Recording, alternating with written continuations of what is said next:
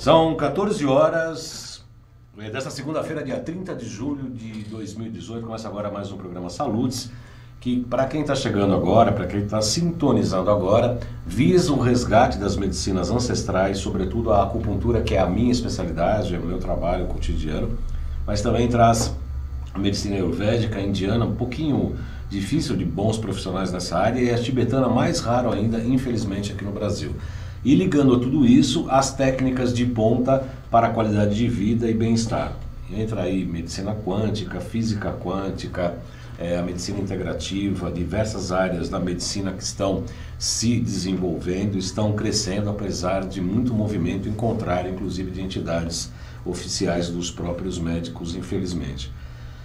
Hoje nós vamos falar sobre varizes, artérias, circulação e os seus distúrbios. Eu vou trazer uma pessoa bastante especialista nesse assunto, aliás, a minha consultora para quando eu tenho problemas dessa área, né? Eu sempre ligo o WhatsApp, telefone e falo, estou com tal paciente, tal problema, e ela dá o diagnóstico, fala tudo direitinho que está acontecendo com uma proficiência digna de professora, de mestre no assunto.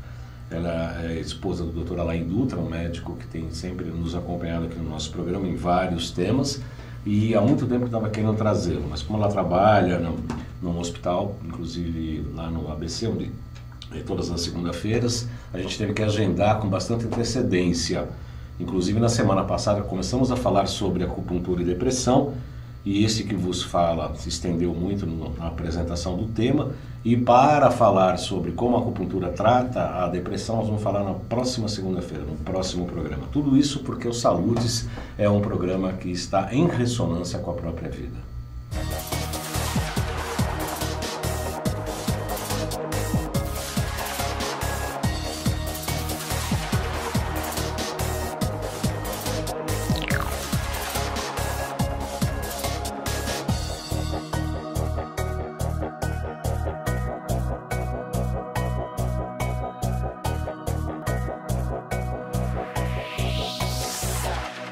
Como disse na apresentação do programa de hoje, nós vamos falar hoje sobre varizes, artérias e circulações. Vocês vão ter que ter um pouco de paciência, aliás, não, um pouco não, vão ter que ter muita paciência, porque hoje eu vou fazer a primeira vez pelo programa só com celular, sem aquele laptop que carrega para cá, carrega para lá, blá, blá, blá. Então hoje eu tenho um desafio. Doutora Ana Paula Rodrigues é médica formada pela Faculdade de Medicina do ABC. Esse aqui é um currículo bem extenso, porque eu pedi para ela 3 linhas, ela mandou 180, mas de qualquer maneira, vamos lá. Médica formada pela Faculdade de Medicina do ABC, especialização em angiologia e cirurgia geral, especialista em linfologia e ultrassom vascular, cirurgia endovascular e biopuntura. Ela tem preceptora em 2 faculdades, trabalha em Hospital Santa Catarina, sócia diretora da clínica HRI. Além de tudo, é uma médica integrativa, por isso que está, inclusive, aqui. Já tem uma série de perguntas aqui, doutora Ana. Seja muito bem-vinda ao Saludes, é um prazer finalmente recebê-la aqui.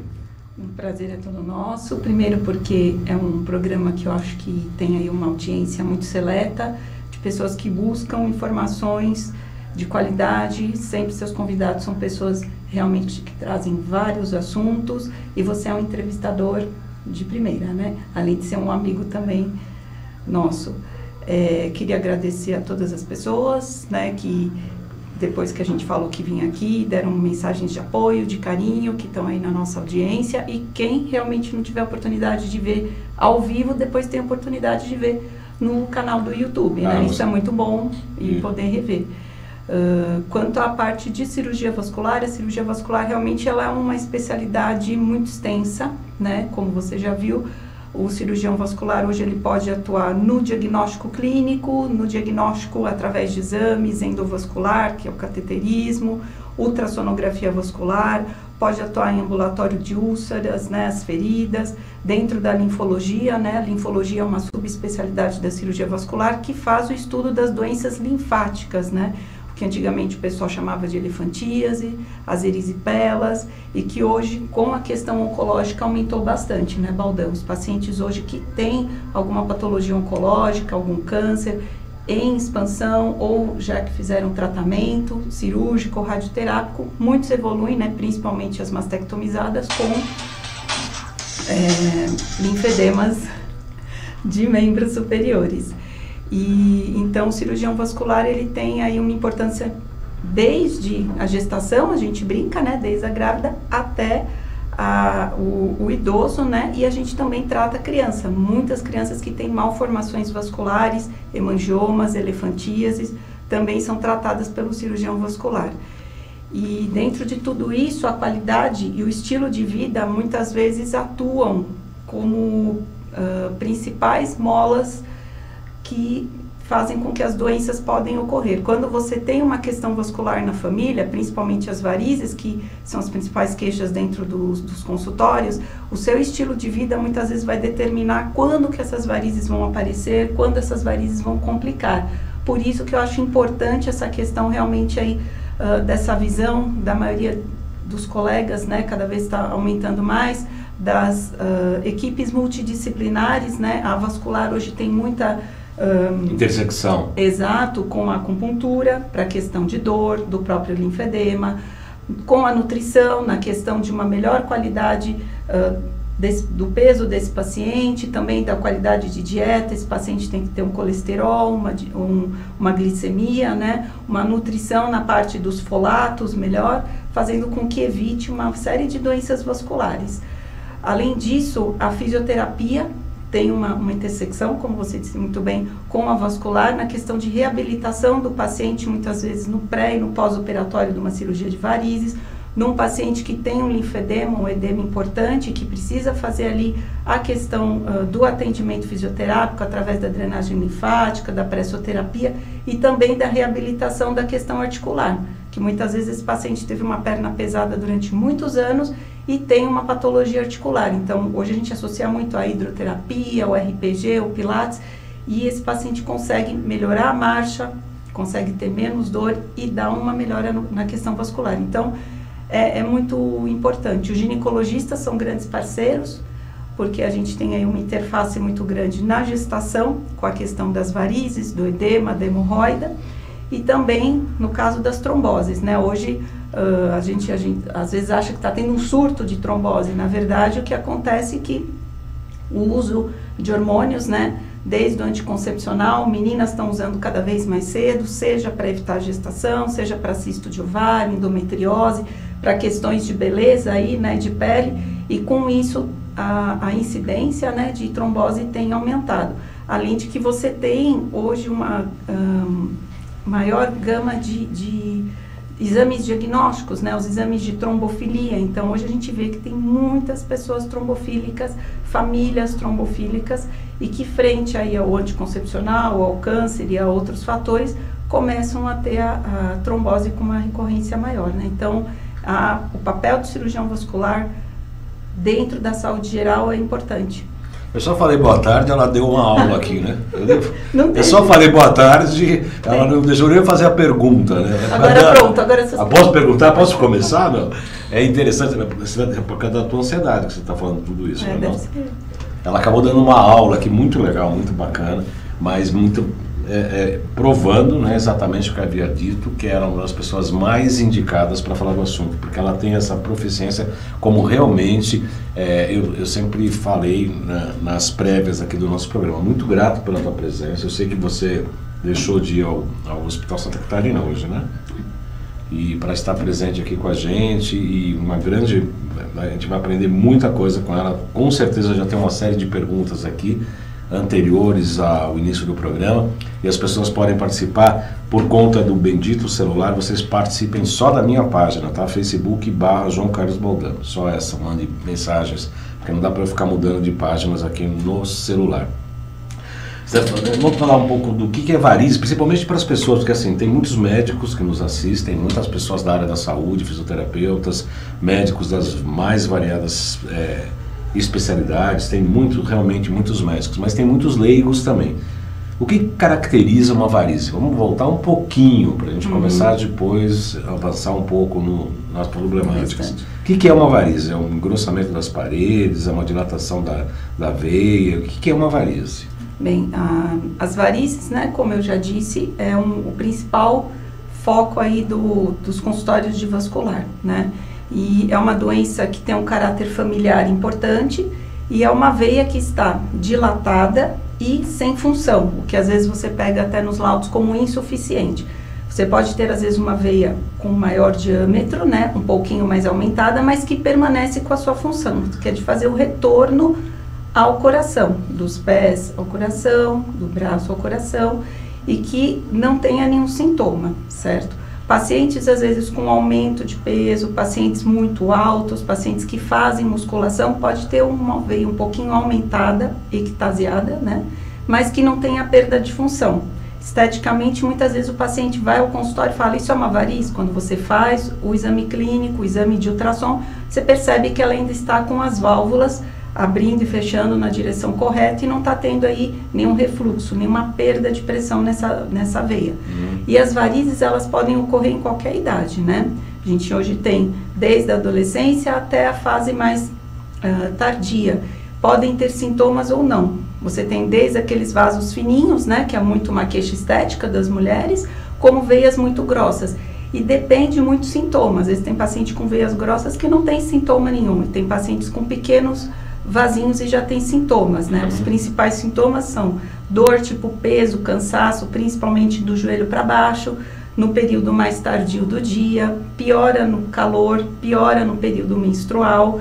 Você pode ter junto coceira, cãibra, descamação da pele, aquele eczema que antigamente o pessoal chamava de cobreiro, escurecimento da pele, como se a perna estivesse enferrujando, que o nome é chamado de dermatite ocre, por isso que muitos dermatologistas mandam para o vascular quando veio uma dermatite ocre, né?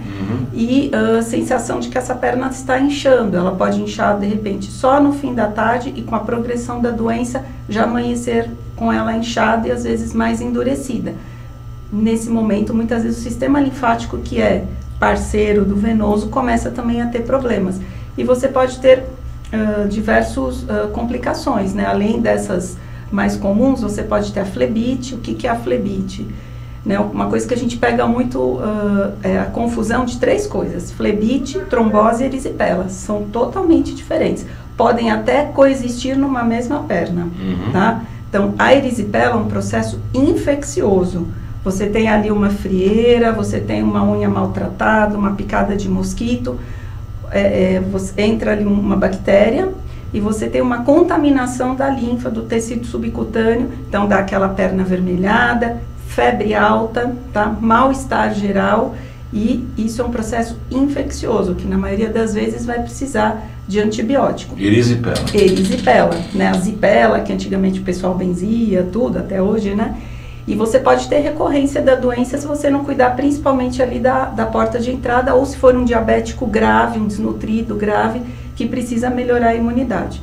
A flebite é uma inflamação da veia, das veias mais superficiais. Essa veia ela vai ficar dolorosa, como se fosse um canudinho bem doloroso, endurecido, e se for um segmento curto, ela pode se autorresolver com compressas, pomadas por 15 dias. Se for um segmento mais importante ou pegar o trajeto de safena, você precisa muitas vezes entrar aí com anticoagulante para o paciente. E a trombose já é do sistema venoso interno, ou seja, daquelas veias que passam perto dos ossos. Aí sim, você tem um coágulo dentro dessa veia e essa perna vai ficar inchada, dolorosa, brilhante. Então são três doenças diferentes, mas que muitas vezes causam muita confusão, tanto no paciente como de repente o profissional que está atendendo ele de pronto. Só que além do exame clínico, hoje você tem dosagens sanguíneas, né, um hemograma, um dedímero, e tem o ultrassom duplex, que é um exame extremamente indolor, não precisa de contraste, pode ser feito em qualquer idade, pode ser feito em beira de leito. A gente tem alguns ultrassons portáteis do tamanho de um laptop. E menos invasivo também, né? Porque o ultrassom é sonoro. Então, hoje é importante que você consiga fazer essa diferenciação com qualidade, né? E que interfere, cada uma tem um tratamento, né? Eu vou fazer umas perguntas, doutora. A doutora Ana é muito certinha, né? A doutora Alain é mais tranquilo, a gente fala mais tranquilo aqui. A doutora Ana é muito certinha. A doutora Ana, e não vamos tocar nisso, mas a gente vai tocar sim, viu, Ana? Ai, meu Deus. Sabe rezar, não? É o terço? Bastante. Vamos lá. O doutor José Lopes Fernandes Neto, não esquece a gasolina, hein? Eu já falei para você que a nossa gasolina acabou, tá precisando mandar mais turbinar o nosso avião aqui. Se fez o ABC é top. Sabe por que ele falou isso? Porque ele é da segunda turma. Você é sócio fundador da faculdade, né? Com certeza. É?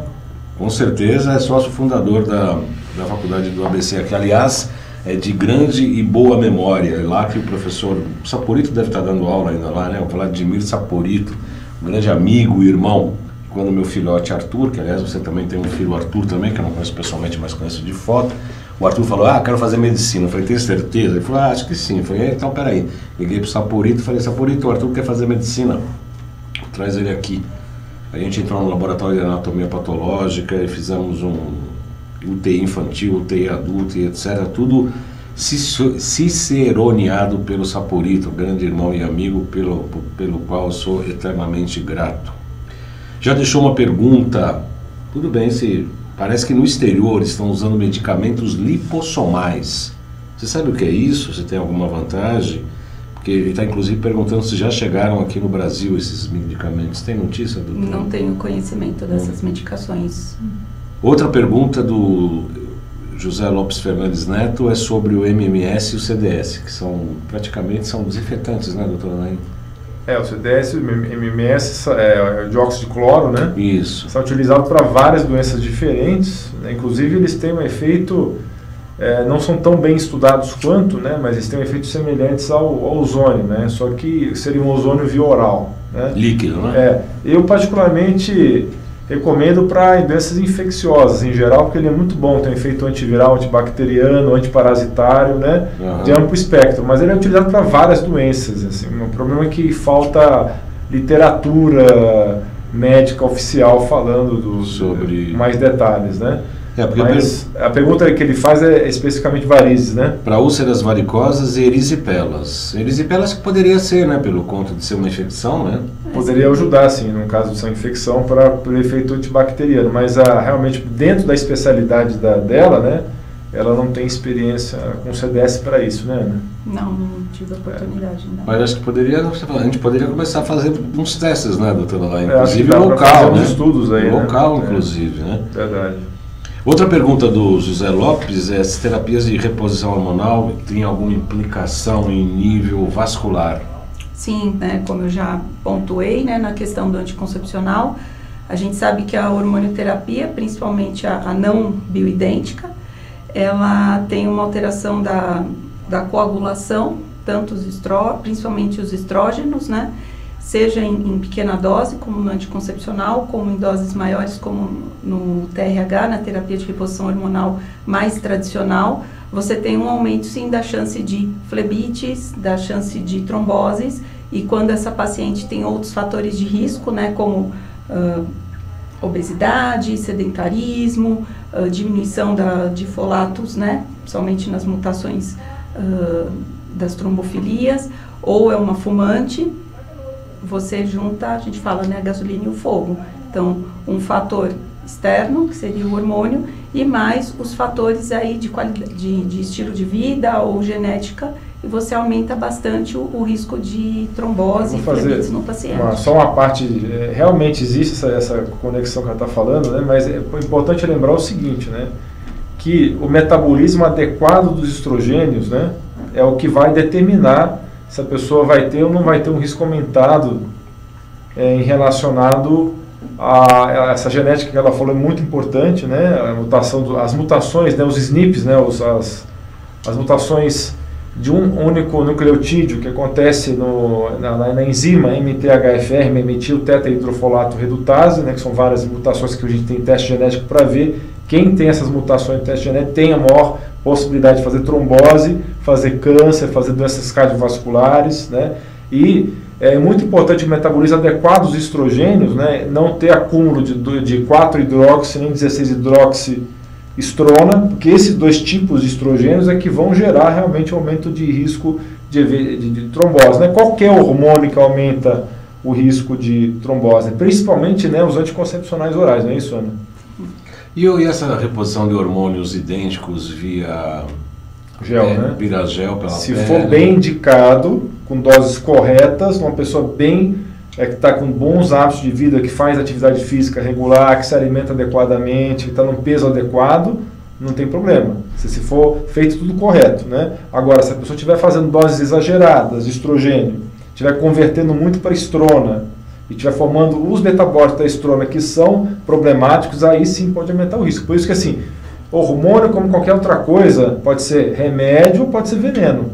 Tem que ser feita uma dose certa. Como tudo, né? Como tudo, né? Como tudo na área da medicina, na área da terapêutica. A gente sempre sabe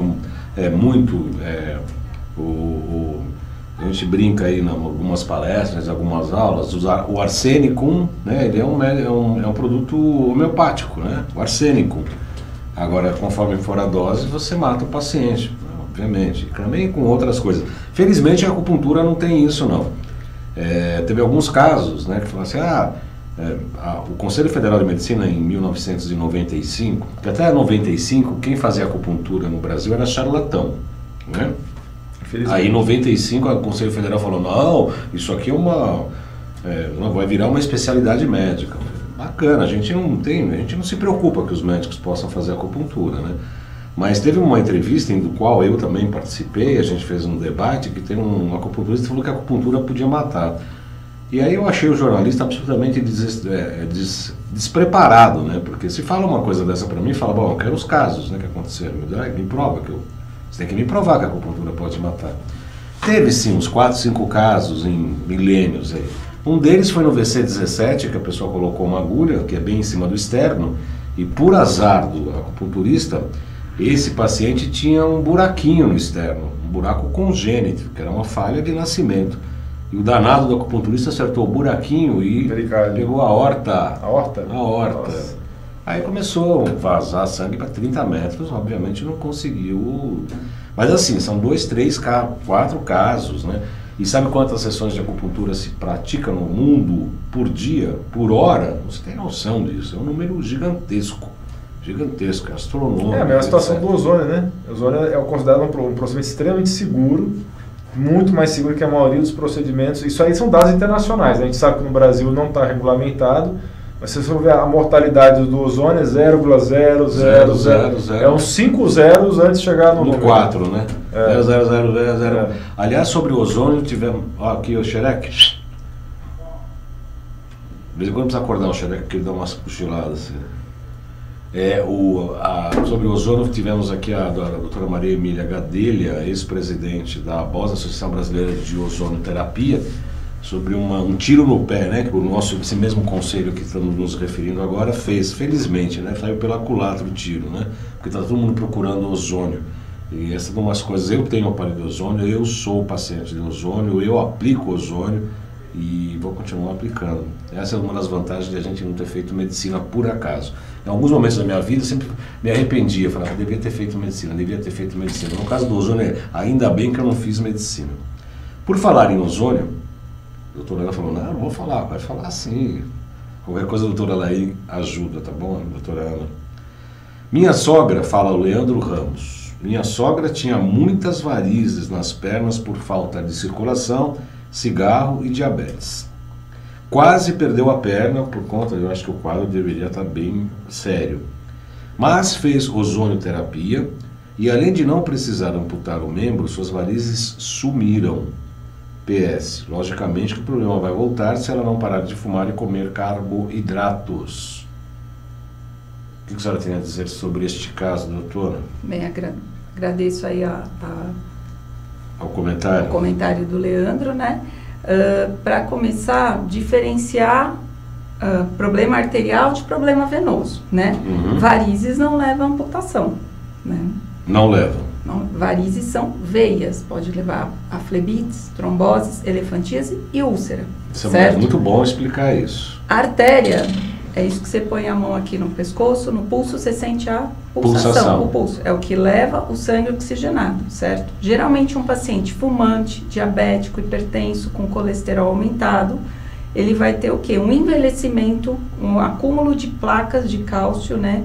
Que é o dito ateromatose nessas artérias, e vai fazer igual um túnel fechando, igual uma cebola. Ela vai diminuindo de tamanho, vai diminuindo o diâmetro e vai fazendo com que esse membro entre no que a gente chama de isquemia, ou seja, falta de oxigenação. Uhum. A maioria dos sintomas ocorrem a partir de 50% né? E que se agravam por volta de 70%, quando na maioria das vezes ou você tem uma complicação aguda, realmente aí uma trombose arterial, uma gangrena, uma úlcera, em casos cerebrais um AVC, um infarto, e que daí você tem que ser um pouco mais agressivo, certo? Então, varizes, provavelmente o diagnóstico, né, dessa senhora devia ser uma insuficiência arterial, certo? Né? É muito difícil a gente comentar sobre um caso que, primeiro, as informações são assim, eu acho isso complicado a gente falar. A ozonioterapia, como o Alan disse, realmente existe em vários lugares do mundo, né? Tem sido usado para várias patologias. No caso da vascular, em algumas úlceras, você faz realmente com uma melhora, né? Mas ainda faltam tanto uma maior clareza, né, frente aos médicos que estão aí ávidos para poder realmente aplicar essa questão, e também, no caso dessa senhora, se ela não parar de fumar, não melhorar os hábitos de vida, a teromatose dela vai recidir, né? E se fosse um paciente normal, a gente iria entrar aí com anticoagulantes, vasodilatadores, melhorar o estilo de vida dela e fazer uma reperfusão. Então, o que eu falo para o Leandro o conselho que ele está dando para a sogra: melhore os hábitos de vida para evitar realmente que essa patologia reagudize e ela não tenha um sucesso, né? A prática de esporte, sobretudo a caminhar, por exemplo, é favorável para que as válvulas voltem a funcionar de uma maneira melhor, reduz a incidência da varize, mesmo instalada, doutor? Sim, sim, a gente até fala, né, a prática esportiva na vascular é muito importante. Na questão venosa, a gente sabe que uma pessoa que fica de 4 horas a mais sentada por dia, ela aumenta aí em 20% o risco de desenvolvimento de varizes e também das suas complicações, principalmente inchaço e trombose. Você, quando faz a caminhada, você melhora aí a performance do que a gente chama do coração venoso, né, que é a panturrilha, e você melhora o retorno. Fazer com que essas válvulas voltem totalmente, existem alguns estudos na Alemanha com uso de elastocompressão, ou seja, aquelas caneleiras ou as meias durante a atividade física, na qual as válvulas se reaproximam e você tem uma melhora principalmente dos sintomas, dor, inchaço, dermatite ocre, tá? Mas esses estudos estão bem iniciais, a gente ainda não tem nada concreto na questão de reversão, porque quando essa variz, quando essa veia dilata e fica tortuosa, dificilmente ela retorna ao seu estado natural, mas você consegue ter uma melhora do sintoma, assim como tem pacientes que não tem como fazer cirurgia, seja por uma questão financeira, seja uma questão de idade, algum risco cirúrgico, você institui aí o tratamento medicamentoso e o tratamento através da meia elástica. Então, você fazer atividade física com meia elástica, você melhora bastante os sintomas vasculares. E a gente tem utilizado muito na reabilitação dos pacientes com elefantíase, né? No pós-trombótico, no paciente pós-erisipela, você fazer o uso das caneleiras ou das meias de compressão, que são certas para atividade esportiva, já tem bastante aqui no Brasil, não é um valor muito grande, você pode usar durante a prática esportiva e com isso você melhora aí, diminui a produção de ácido lático, esse músculo ele fica mais preparado para uma atividade no outro dia, diminui o edema pós-esporte, você diminui aquela veia que fica um pouquinho mais engurgitada, e isso eu te falo porque eu já fiz Doppler em paciente que tinha acabado de sair da academia e a gente vê ali no tecido celular subcutâneo, vê o músculo encharcado com bastante líquido. E se esse paciente fizer atividade física com a meia, eu falo porque eu tenho feito, o resultado é bem legal. O Doppler reduz essa quantidade de líquido extra? Eu ainda não cheguei a fazer essa comparação, mas eu já fiz ultrassom em paciente que tinha acabado de sair da academia, de fazer uma caminhada, e a gente vê a quantidade realmente de líquido, tanto do próprio trabalho muscular, como também do tecido linfático e venoso, que aumenta bastante durante a atividade física. Então, o uso de meias elásticas de elastocompressão durante a atividade física é benéfico, sim. Em relação à qualidade do sangue, né? Em relação à sua viscosidade, né? Quer dizer, o caso, por exemplo, do ozônio e também o ILIB, né? O ILIB consegue... Conhece bem o ILIB, doutora? Tem alguns pacientes que utilizam, né? A gente tem uma colega que atende alguns pacientes e usa o ILIB, e dentro da vascular, né, nos 2 últimos congressos que eu fui agora de feridas, se falou muito do uso do ILIB, né? A gente tem vários engenheiros, dentistas, também tem uma equipe grande numa faculdade aqui em São Paulo que está iniciando o uso do ILIB para tratamento sistêmico e local de feridas, além da LED terapia, né? A LED terapia eu tenho feito em pacientes, né, com o uso daquelas placas. Você tem o infravermelho para angiogênese, para dor. Você tem o LED azul, que a gente utiliza como bactericida, né, como aí um restritor de infecção. E você tem o LED âmbar, que é para colágeno. E está chegando algumas placas com LED lilás, como fungicida. Então você pode utilizar até 2 a 3 vezes ao dia, perto do local da lesão, nunca sobre a lesão, ciclos de 20 a 30 minutos, e o paciente tem melhora da dor, tem melhora da cicatrização, e você diminui bastante o tempo, às vezes, de uso de antibiótico. E tem já faculdades aqui grandes, faculdades tradicionais, que estão utilizando a LED terapia, e é algo inócuo para o paciente, e o custo também é um custo bem justo aí. Ele melhora as propriedades reológicas do sangue, né? Exato. Melhora o fluxo, diminui a viscosidade, diminui o empilhamento de hemácias. Isso. Aquele efeito roll-on que o ozônio também melhora, também, o laser também tem esse efeito também. Aliás, viu, Xerec, coloca nossa loja aí, por favor, na Tempo, né? Na loja nós temos, na loja virtual, que eu trabalho na Nova Ciência, que eu sou o representante, a gente tem um produto do ILIB. No nosso curso que nós estamos fazendo, que a Nova Ciência está produzindo, nós estamos fazendo um curso que não é um curso de extensão, mas praticamente é uma pós-graduação de 1 ano e meio. E nós fizemos umas experiências lá muito interessantes, viu, doutor? Vê se você consegue achar o ILIB aí, acho que não deve estar nessa primeira página. Mas tem um aparelhinho aí, que é o ILIB, que a gente vende para o consumidor final, que é muito interessante. O que nós fizemos lá no curso? Nós fizemos uma experiência com microscopia de campo escuro, né? Foi coletado por um sangue, e vimos os empilhamentos das hemácias, baixos índices de glóbulos brancos e etc. E aí o paciente, que no caso foi até eu que fui, né? Eu posso falar porque eu que fui, porque eu participei dessa experiência. A gente pegou olha como é que é a física quântica, né? Que fala que você mexe num átomo aqui, o outro lá distante reage da mesma maneira. E foi aplicado o zapper, eu recebi o zapper aqui, e a lâmina lá com o sangue ali. E em seguida o ILIB, que é para realinhar o empilhamento de hemácias. E você sabe que assim, o sangue no microscópio, retirado a tempos anterior, foi começando a modificar e melhorando. E eu aqui, não foi feita 2 coletas, foi uma coleta só. O que prova a física quântica, a mecânica quântica, né? Quer dizer, eu estava sendo tratado aqui, o sangue aqui, retirado já há algum tempo, e começou a empilhar as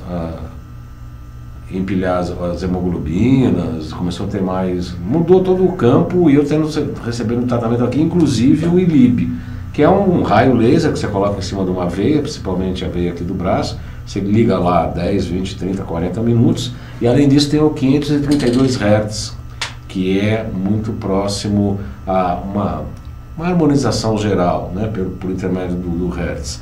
E eu tenho gostado muito do ILIB, realmente... Então hoje tem... Sim, o pessoal algumas faculdades têm utilizado aí para o tratamento de feridas. O pessoal da podologia já utiliza também, alguns colegas da físio, como para associar na questão de dor, né? Então, várias especialidades têm utilizado, tanto a LED terapia como o ILIB, né?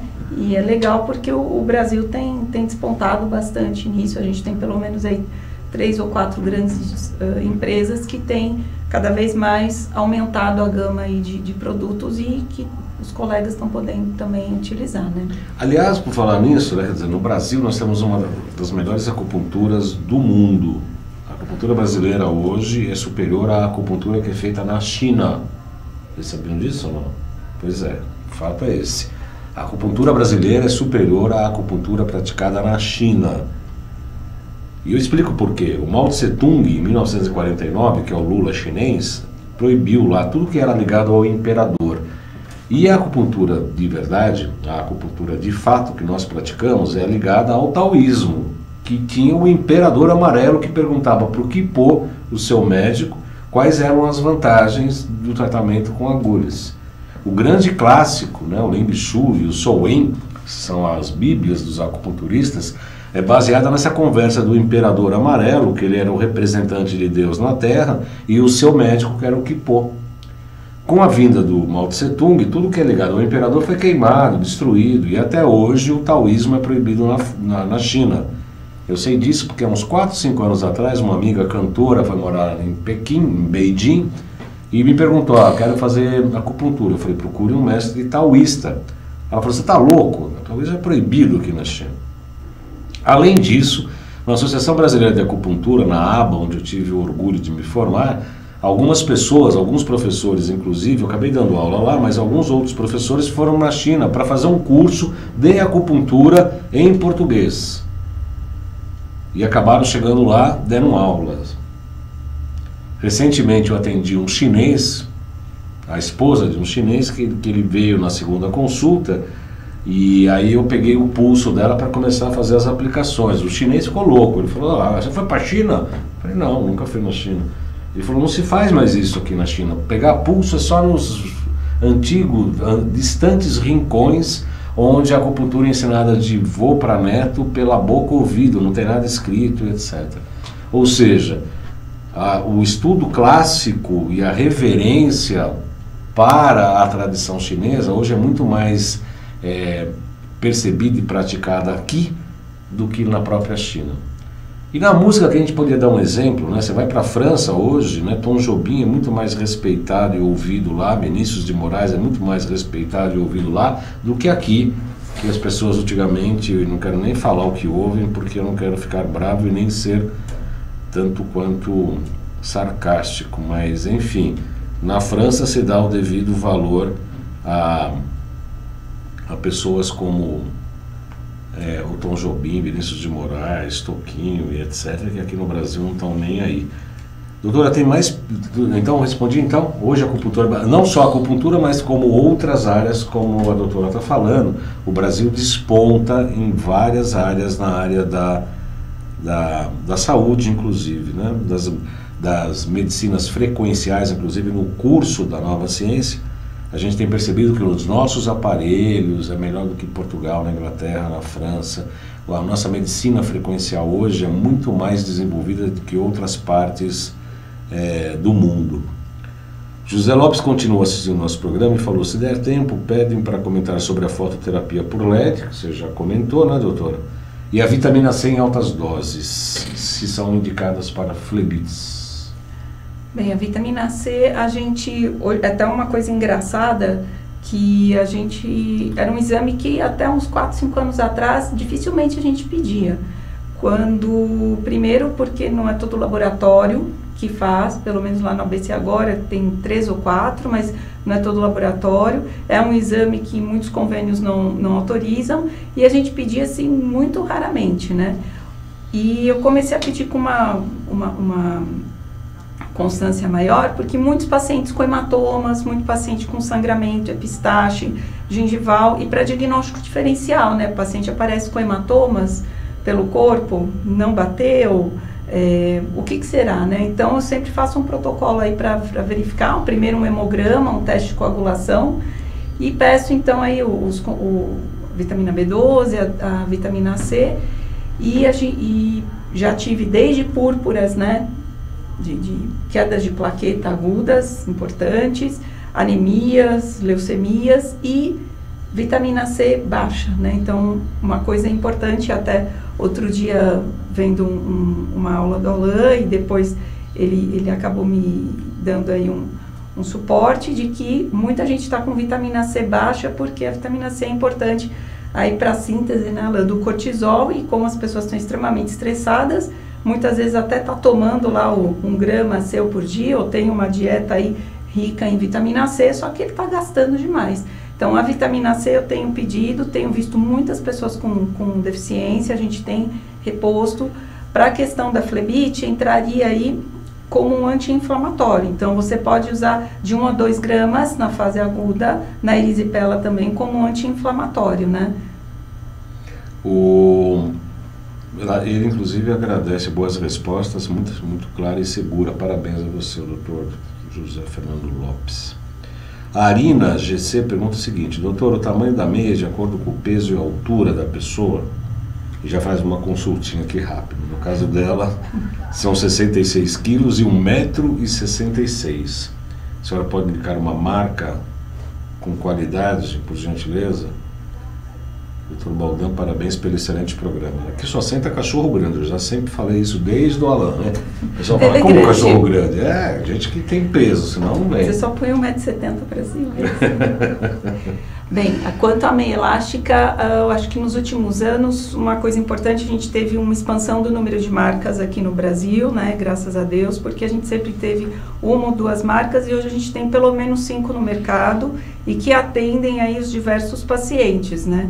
Tanto na questão de beleza, como na questão de tamanho, né? As mulheres, elas têm modificado muito, principalmente a questão do quadril, né? Por conta do aumento da obesidade, né? Isso a gente já sabe que é, acho que mais de 50% hoje da população brasileira já está com sobrepeso. Principalmente a gente teve um aumento muito grande dessa questão do quadril.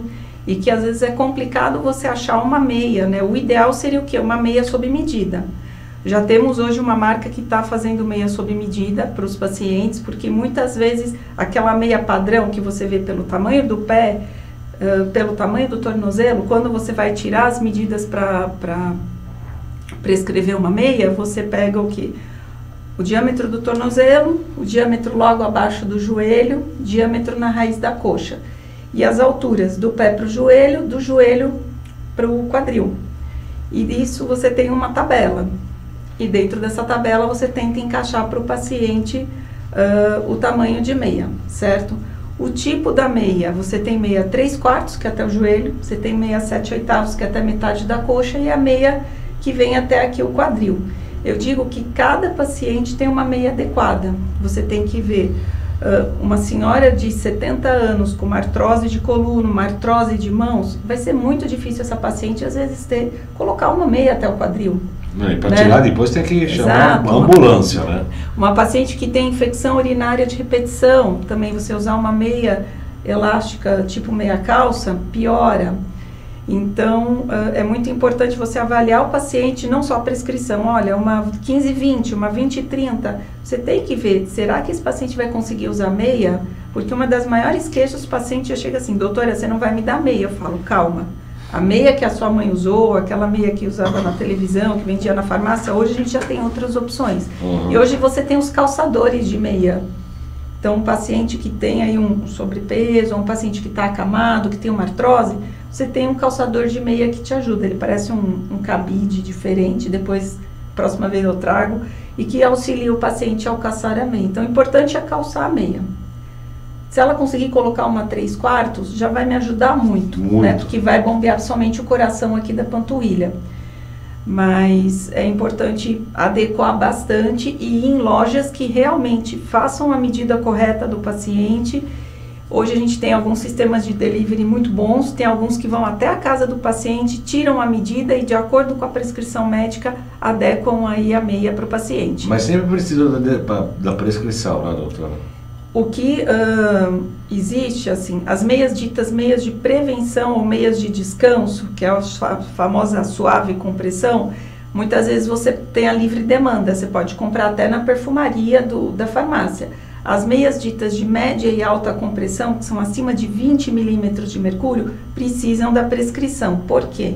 Se esse paciente tiver uma neuropatia, ou seja, uma inflamação do nervo da perna, é um diabético, é um etilista, é um paciente com déficit de algumas vitaminas, ou tiver um problema ortopédico, ou tiver um problema arterial, além do venoso, você colocar uma meia com uma compressão acima, você pode causar um dano a esse paciente. Por isso que as meias ditas de média e alta compressão só podem ser vendidas por prescrição médica. Aliás, eu ganhei uma meia da doutora e eu uso Não tem usado como deveria, mas tem usado sim. Foi uma meia esportiva, né? Para você andar também. Nossa, excelente. Dá um bem-estar, Xerec. Dá um bem-estar maravilhoso para andar, para fazer esportes. Realmente dá uma modificação. Primeiro dá mais disposição, você se sente melhor, você percebe que está tendo uma atividade circulatória melhor. É muito interessante. Uhum. Eu recomendo mesmo.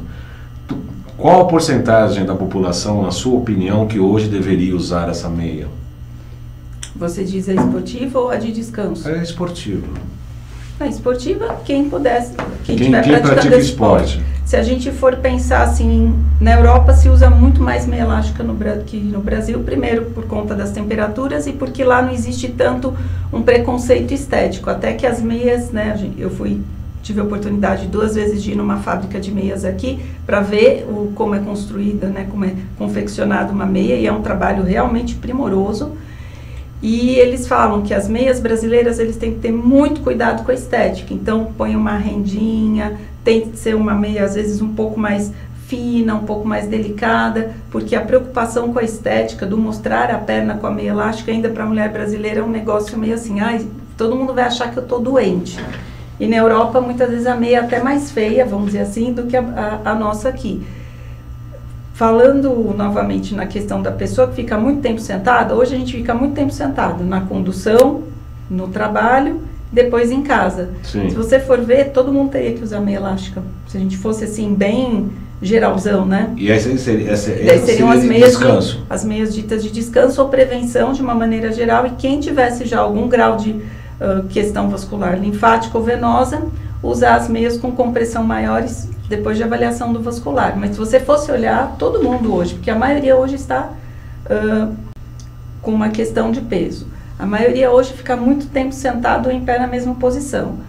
Muitas pessoas hoje ainda são sedentárias, têm um perfil muscular ruim, de pouco bombeamento, não usam sapatos adequados, que é uma das coisas que eu pego muito, né? O uso aí de ou saltos demasiados ou muita rasteirinha que não são favoráveis para a parte circulatória. Uhum. Hidratação é muito importante também para o sangue e para o sistema linfático. Muita gente ainda não toma a quantidade adequada. Então são várias questões do dia a dia que favorecem aí a gênese da questão das varizes, né? Uhum. E se você já tiver o aspecto genético, tudo isso favorece. Tanto que, assim, o vascular é uma especialidade em que você forma muitas pessoas e, mesmo assim, é uma especialidade que ainda tem muito campo de trabalho. A compressão é menor da meia de descanso? A compressão da meia de descanso existe 15 e 20 e tem algumas marcas que trabalham entre 13 e 18. Aí depende realmente da referência de cada marca. Isso são medidas, né? Isso, milímetros por mercúrio, né? A senhora estava falando do sistema linfático, uma das coisas mais importantes. No curso que nós fizemos de formação em terapia neural, nós estudamos muita matriz de Pischinger, em que fala exatamente que antigamente se imaginava, né, que cada célula do corpo tinha uma arteriola que ia levar o oxigênio, o sangue, a nutrição e retirar os dejetos de cada célula. Imagina, isso é impossível. E hoje sabe-se que existe essa matriz de extracelular praticamente ligada diretamente ao sistema linfático, que tem uma bolsa ali para vários milhares de células ali que são abastecidas e cuidadas pelo sistema linfático. A medicina hoje atual está dando a devida atenção para esse sistema linfático. O que tem de novidade que a gente poderia orientar os nossos internautas para ter um cuidado especial? Bem, o estudo do sistema linfático, como eu já te pontuei, é chamado de linfologia, né? É uma subespecialidade dentro da vascular. Nós temos poucos linfólogos, né? Aqui no Brasil, temos uma sociedade brasileira que regulamenta algumas questões. Nós temos uma boa referência aqui, temos um serviço grande em Recife, Belo Horizonte, aqui em São Paulo, região do interior também em Campinas e no Paraná. São os grandes polos dos estudos linfáticos, em que a gente tem a maioria dos centros de formação e professores. Eu tive a oportunidade de fazer a minha formação com o professor Guedes na Santa Casa, e a nossa base vem muito da Alemanha, e nós temos muita interface com o pessoal da Argentina, que tem um serviço de linfologia e de cirurgia linfática muito grande. Eu acho que, se eu não me engano, cada 2 anos, eu tive a oportunidade de participar de um que teve aqui no Brasil, se faz o consenso latino-americano de linfologia, no qual se verificam os estudos genéticos mais atuais, tem sido feitos bastante nos Estados Unidos, os diagnósticos, novos exames, novas medicações, e que se faz um consenso para que quem pratica a linfologia possa se basear, né?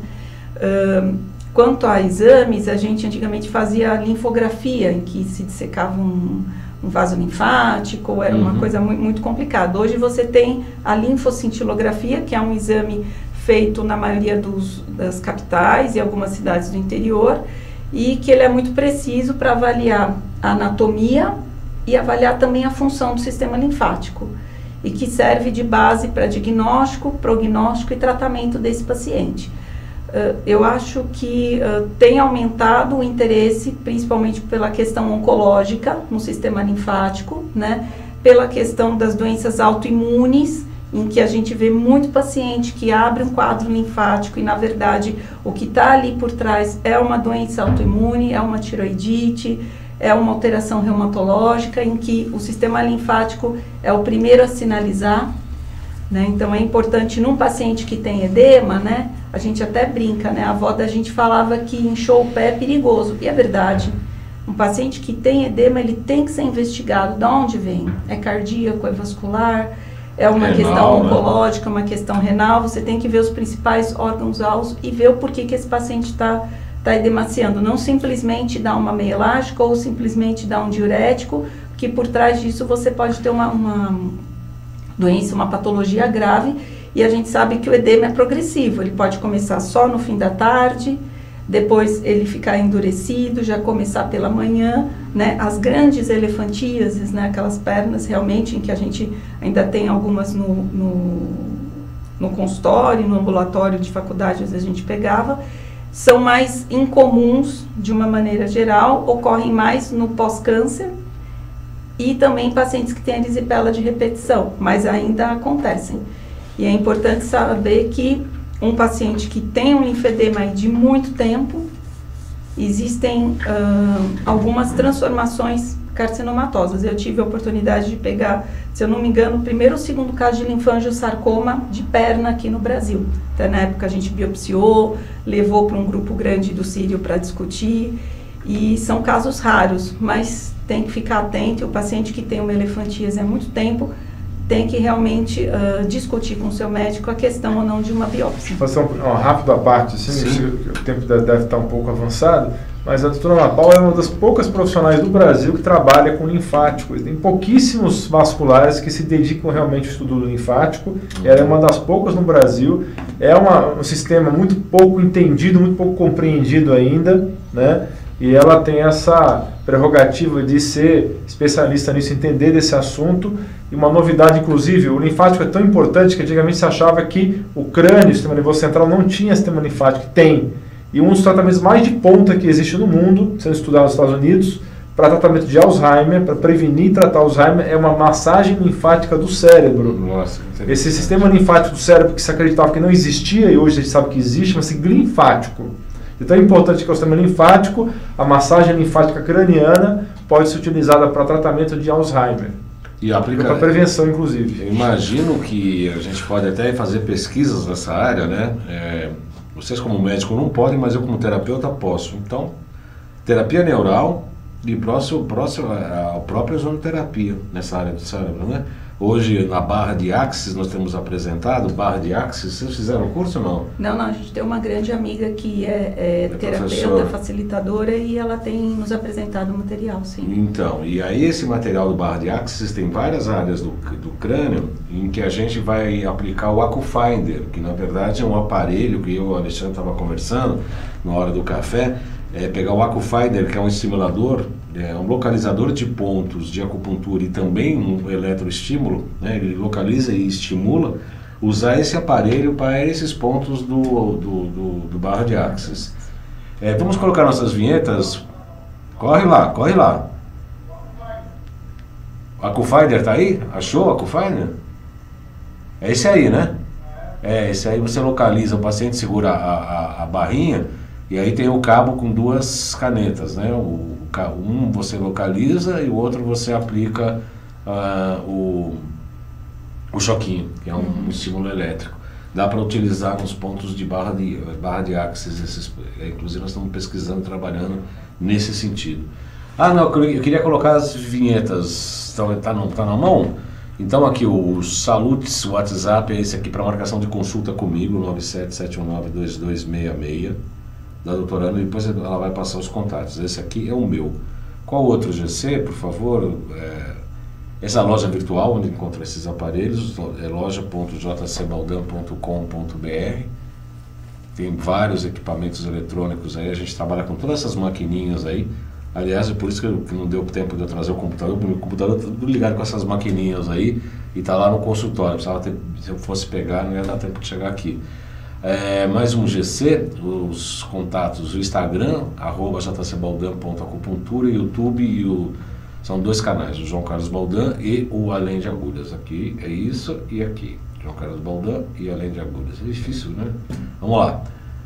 E o site www.jcbaldan.com.br. O tempo passa rápido, doutora Ana estava ansiosa, deu uma aula maravilhosa aqui pra gente.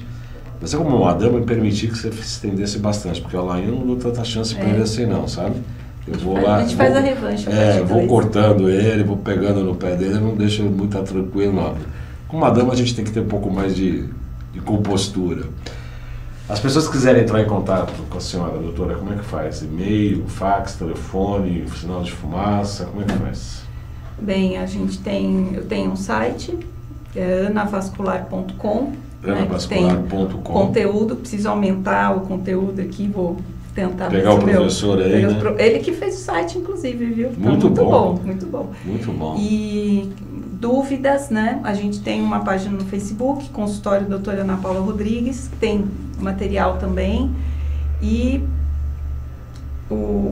a clínica, né? A clínica HRI, que também tem a WhatsApp e tem o Instagram, @Draninha.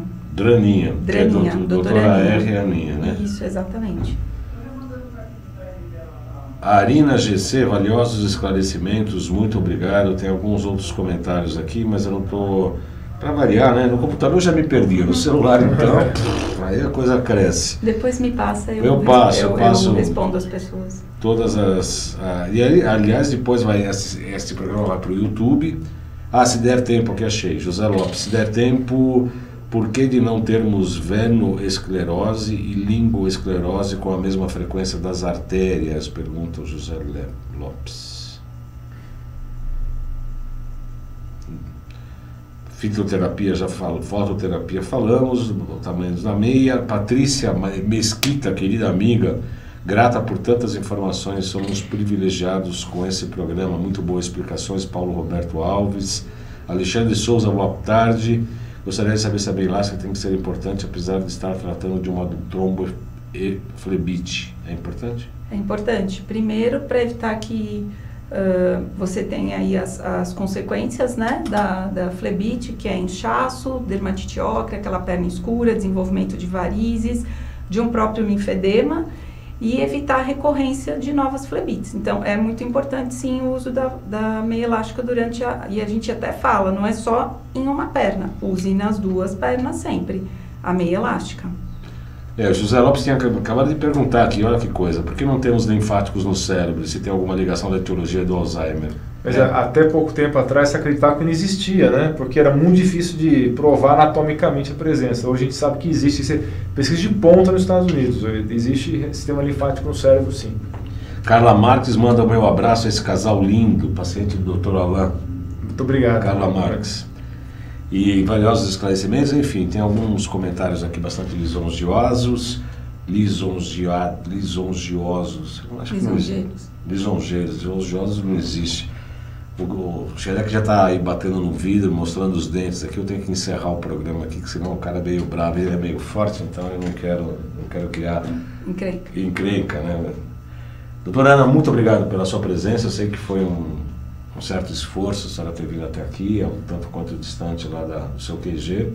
E eu quero agradecer a sua presença, seus esclarecimentos. Sem dúvida, todos nós fomos muito bem informados aí sobre esse tema. Você fala muito bem, com tranquilidade. Agradecemos muito a sua presença, viu?